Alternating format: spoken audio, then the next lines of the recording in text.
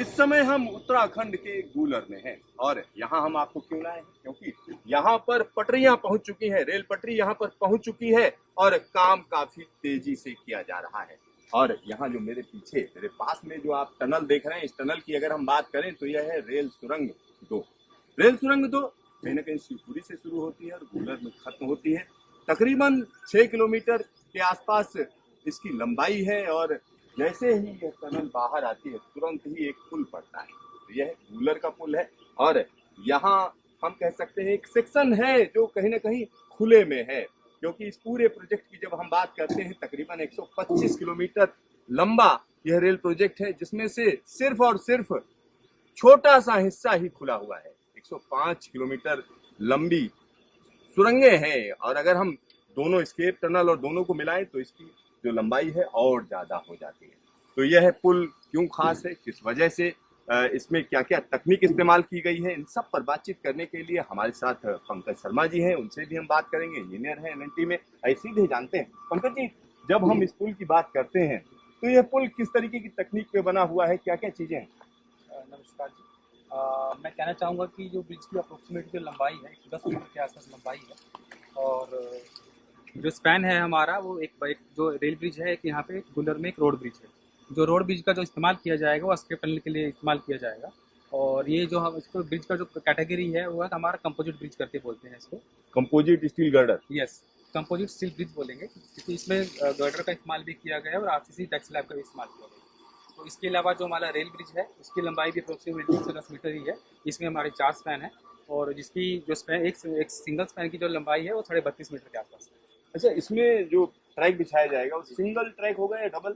Sir वो single track ही है, जो आजकल नई तकनीक की आई BLT जिसको बोलते हैं क्लास ट्रैक है, हम उसमें वही बिछाने का प्रोग्राम है।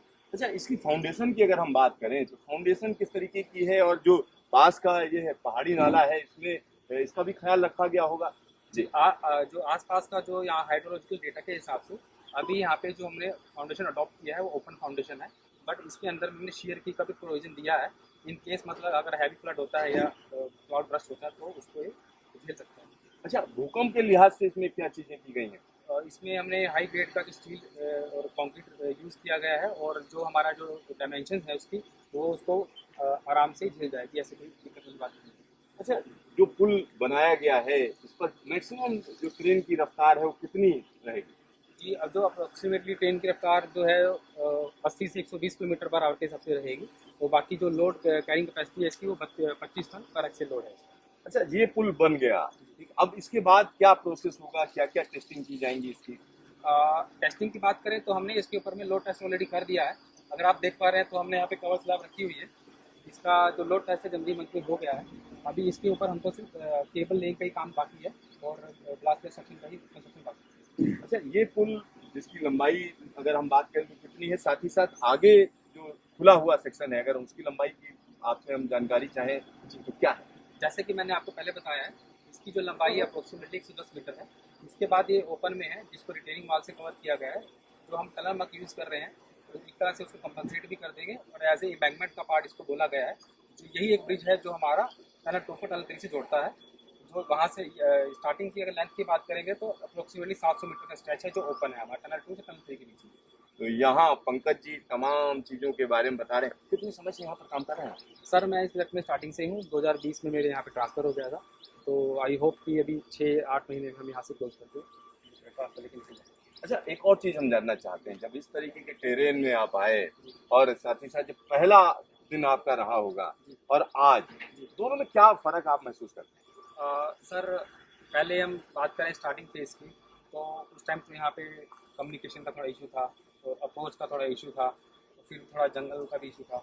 बट मैनेजमेंट का और आर्मी का काफ़ी सपोर्ट रहा है। टाइमली हमको जो प्रॉब्लम आती रही है वो रिजॉल्व होती रही है और जितना हमें टाइमलाइन दिया था विद इन टाइमलाइन हमने उसको कंप्लीट किया। आपको ढेर सारा धन्यवाद। Thank you. तो यहाँ पर समझिए पंकज जी जिस तरीके से इस इलाके में आए, तमाम चुनौतियों का सामना करके ये पूरा का पूरा प्रोजेक्ट कंप्लीट किया जा रहा है और जो टाइमलाइन है उसी पर हो रहा है। और यहाँ पर रेल पटरियां पहुंच चुकी हैं, रेल पटरियां आप देख सकते हैं। जल्द ही रेल पटरी बिछाने का भी काम शुरू कर दिया जाएगा। तो ऋषिकेश कर्णप्रयाग रेलवे प्रोजेक्ट की अगर हम बात करते हैं तो 125 किलोमीटर लंबाई तक जो है ट्रैक बिछाया जाएगा। यानी ऋषिकेश ढालवाला से शुरू होकर कर्णप्रयाग तक यह लाइन जाएगी। कहीं न कहीं बद्रीनाथ धाम और केदारनाथ धाम के लिए जो यात्री जाते हैं उनके लिए बड़ी सुविधा हो जाएगी। सिद्धार्थ, न्यूज स्टेशन, गूलर, उत्तराखंड।